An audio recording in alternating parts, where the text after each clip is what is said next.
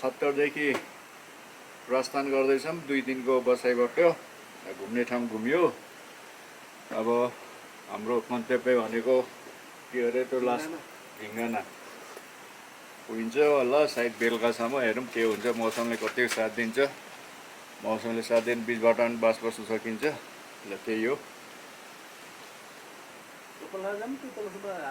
होइन यहाँको चप्पल होला नि।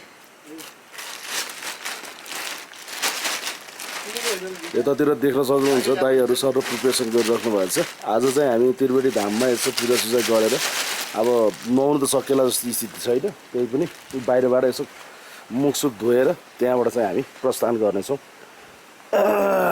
आज यात्राको चौथो कि पाँचौँ दिन रे दाइ? आज यात्राको 5औँ दिन खप्तड नेसनल पार्कबाट अब फर्किने क्रममा छौँ। यो हो एकदम बिहानको दृश्य, यस्तो छ।